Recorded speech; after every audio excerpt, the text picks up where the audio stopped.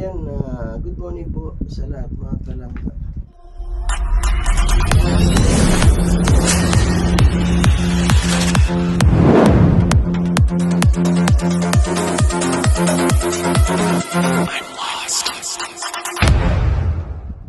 Ayan, ano po, sa ngayon, gustuin ko pong lumabas, talagang hindi pwede po, hindi ko kaya.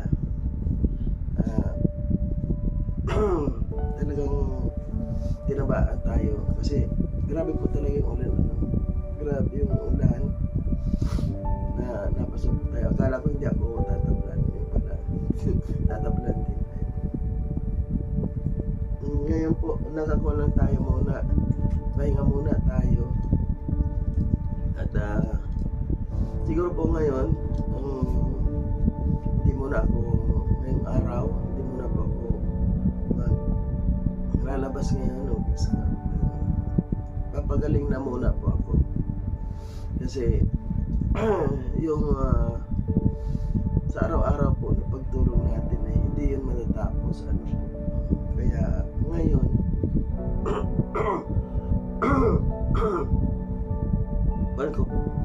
medyo pahinga tayo at siyempre po mga kalangga, maraming salamat po sa lahat ng mga sumusuporta pa rin, siyempre lalong lalo na po kay Nanay Shelly mga kalangga. Ngayon po pinipilit ko sana na umalis kasi 2 araw na po ako na hindi nakakalabas. 2 araw na ako na hindi nakakapunta kay Nanay Shirley. At yung pong karpintero natin doon ay natapos na raw po yung bahay. At lumipat na raw po nung 1 araw si Nanay Shirley. Kaya lang po, siguro si Nanay Shirley nagkaroon na naman po ng depression. Siguro dahil sa nalipasan naman at meron pong ginawa doon sa bahay na bagong gawa na hindi maganda. Kaya isa po yun sa gusto ko talagang lumabas.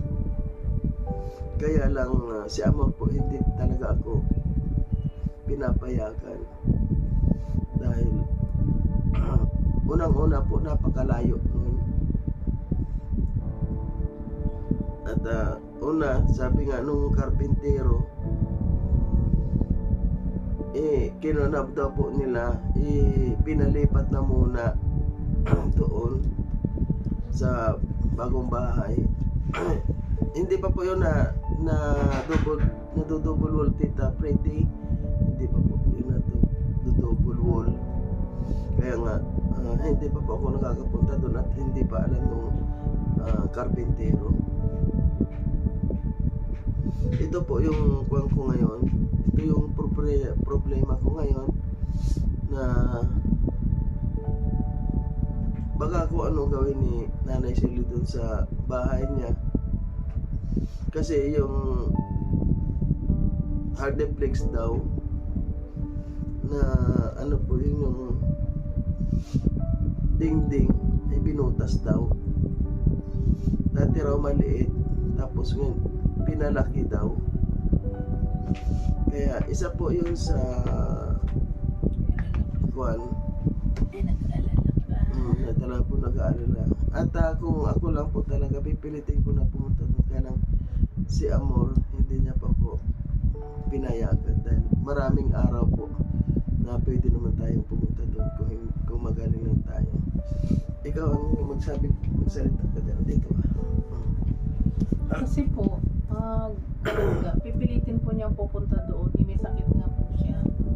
Yung mamay naman mabinat siya, tumalakas pang ulan, hirap ang daan. Kaya pagpaliban na muna yung na yan kasi marami pa namang araw. Nandun naman si Nanay Shirley, wala na tayong magagawa kung anong gagawin niya doon sa bahay. Hindi mo naman mapigilan yun. Pati kung malapit, pag medyo igi na, saka naman mabisita at gumanda yung panahon. Kaysa naman ganyan, itayo mo pa yung buhay mo. Kapalit ng ikaw madidisgrasya. Ano lang muna, Kaya, pag-pray lang natin. Magpagaling ka, ng gamot. Pag Kaya hindi nga. na umano, mamaya ipapacheck up natin yung lalamunan mo, yung ubo mo. ko naman, sa palagay ko, kuha lang po ito. Kaunting pahinga lang siguro kasi Una. Overfatigue na, tapos laging basa ng ulan araw-araw sa motor. tapos po, medyo nagkulang sa tulog kasi halos maghapon na sa labas tapos pagdating dito sa bahay, siyempre mag-i-edit ka. Halos aabutin ka na ng madaling araw. Tapos, pero promise ko po na ngayong araw lang ako hindi mag-scout, hindi ako pupunta po sa labas. At ngayon, pahinga na muna po ako. Siguro po, kapag okay na ako bukas, unang pupuntahan ko po si Nelly. Grabe po talaga kasi ngayon mga kalanggang ulan, walang tigil. Buhos ng buhos, akala mo walang katapusan. Yun nga yung daanan namin sa labas dyan para kami lumutang sa tubig. Kaya, walang po. Iyo. Kaya maraming salamat po sa lahat ng mga kakaunawa. Naintindihan naman nila yan. Mm. Hindi naman yan Alam niyo po kung hindi lang kay Nanay Shelly, hindi titiisin ko na muna po. Kasi yun, wala pong ibang nag-aaruga talaga doon. Kaya doon po nakiusap ako doon sa Panday. bantay sa karpintero.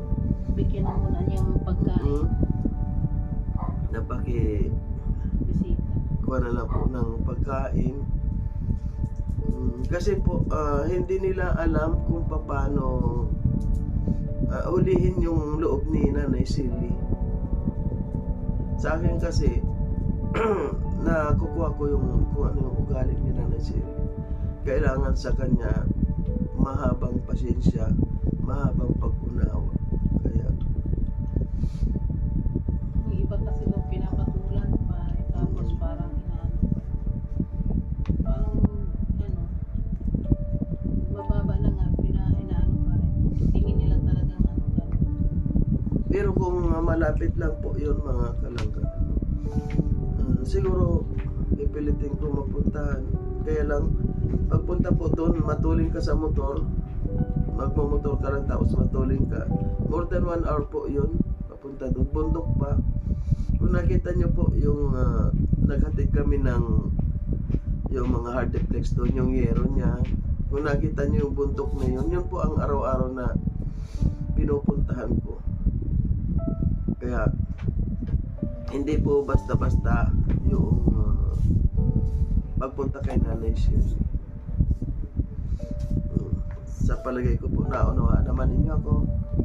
At siyempre, unahin na muna po natin yung ating kalusugan. Ngayon, hindi muna po ako lalabas. At medyo pahinga po tayo mga kalungga. Ayan. Maraming- Pag tumila yung magpapacheck up tayo. Ayan. Kasi Maraming hindi salamat pwedeng po. Maraming salamat po mga kalangga sa lahat ng mga kapanood. Maraming salamat po sa inyo. Mag-ano ka muna, mag-almusal. Nag-almusal na ako kanina. At yan nga po pala kanina, nag-inom na po akong sabaw. Ano yung sabaw na yun? Yung isda? Naglutong isda. Yung kinamatisan. Ang kuha po ngayon dito mga kalangga, ang lamig. Grabe ang lamig. Kaya ngayon ko lang nakuha na ang sarap. Ang kuha maghilata. Ano yun?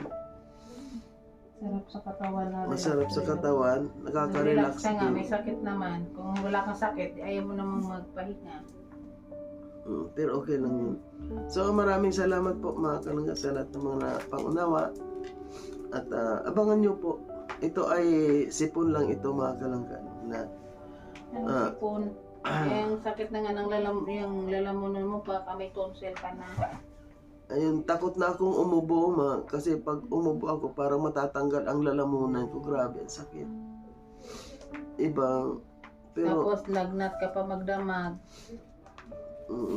grabe yung lagnat ko kagabi. Nilalamig ako, sobra pa yung lamig ko kagabi. Nanginginig ako.